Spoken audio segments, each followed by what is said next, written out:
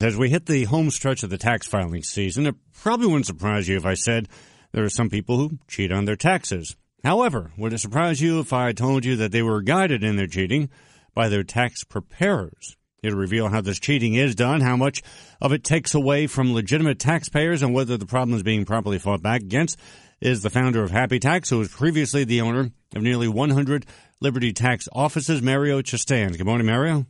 Good morning. How are you?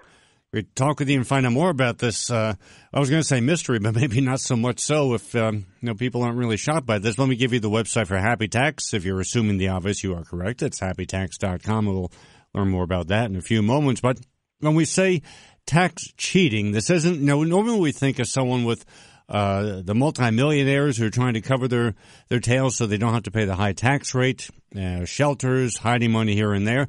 But that's not always the case, is it? Not necessarily. I mean, that is definitely something that happens. However, there's probably about $5 billion in tax fraud in the United States on a yearly basis. A large portion of that is actually criminal activity where people are stealing identities and filing fraudulent tax returns. But another high percentage of that is the people that are trying to get an earned income credit or other tax credits that they do not deserve, and they file their taxes in order to get couple $1,000 that essentially becomes money from the middle class of America moving over to these fraudsters. One would always think that the IRS is on the lookout for something, and certainly the Earned Income Tax Program is a huge focus both in Congress. They always look for ways to strengthen it, make it available to more people, even with the cheating going on.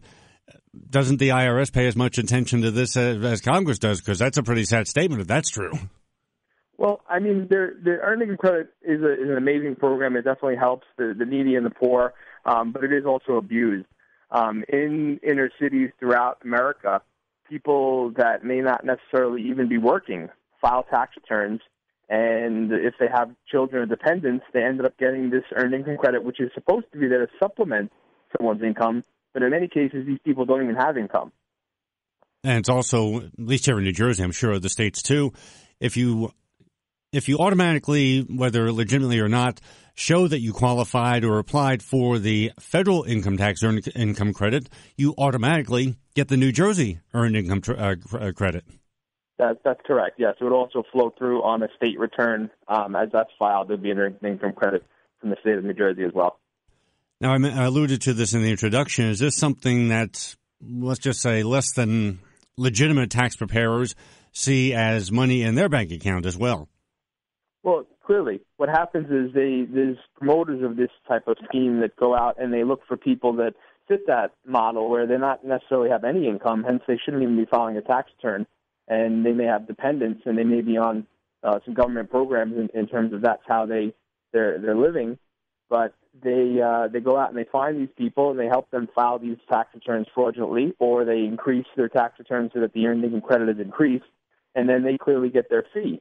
And in many cases, they charge a very high fee on those earned income credit type tax returns, and are basically sharing in the fraud. Talking with Mario Costanz, who is the founder of Happy Tax, previously the owner of almost 100 Liberty Tax offices, happytax.com on the web. And you're listening to Issues and Ideas. Is one of the ways that the tax preparers get their fingers on some extra money? We see them a lot of times. They offer loans ahead of refunds. Of course, they don't mention the high interest rates those loans come with. So is that one of the ways that the tax preparers get the illegitimate money from the cheating activity? In some cases, however, the RALs, what they call refund anticipation loans, really don't exist anymore on a national basis. They are out there sometimes on a local basis. However, for the most part, they do still have what we call bank products in the industry, and that's just taking the taxpayer's fee for the tax preparer out of their refund.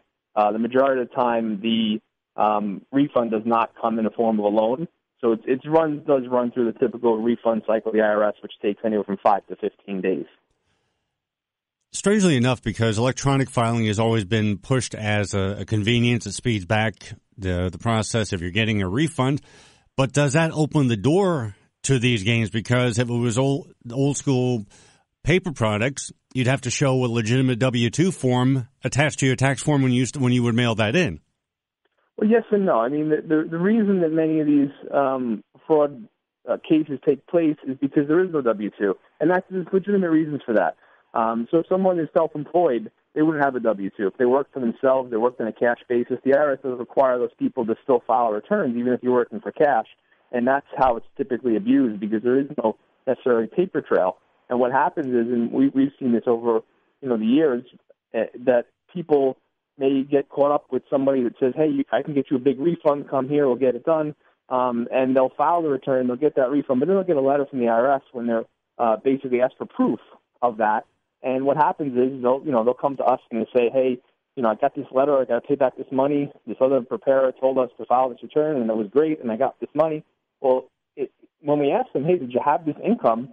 The answer in many cases is no, and so there's really no way to prove it. And what happens is they ended up having to pay back that money, plus penalties, plus interest. So it's definitely a no-win situation for the taxpayer or someone that's kind of convinced or thinks that it's a great idea to go get what they call free money from the government, which is really not. But in many cases they get caught, but in many cases they don't. There's so much that slips through the cracks, and electronic filing, I would feel, is definitely a benefit and is something that enables the IRS to catch more fraud. However, they could definitely do a better job, and we hope that they will in the future. What's the thing with the penalties, too? Are the penalties or the enforcement of penalties so lax that tax preparers feel that it's worth the risk because the odds of getting caught are getting slimmer and slimmer? And if the fraud is growing and growing, it just puts the opportunity in the favor of the cheats instead of the tax people. Well, I mean, I would feel that it would never be worth the risk to commit fraud. However, I mean, in some cases, that is what some people may think in terms of the IRS's budget has been slashed by Congress repeatedly. In many cases, that may have been due to the recent scandals that have taken place there. However, the IRS does need more resources in order to properly enforce this. And, I would hope that the Congress would end up giving them that. It would be very helpful to combat some of this fraud because it is combatable. There is ways and there is, things that they can do that will stop this, but they may have to think outside the box and get outside the government bureaucracy to do so. And, of course, just around the corner, I mean, it's all going through the injunctions and everything, but if the proposed Obama amnesty comes through, if I understand it right, tax forms would be able to be filled out for, I think it's three or five previous years. And if this is a game that could be played with through tax preparers with the EIC, that a lot more fraud could be around the pike if you can do retroactive tax forms and be one of those people who are, quote unquote, in the shadows. And the IRS might be able to say, well, if it was cash only, then you can't really prove it. So here's your refund. Have a nice day. Yeah.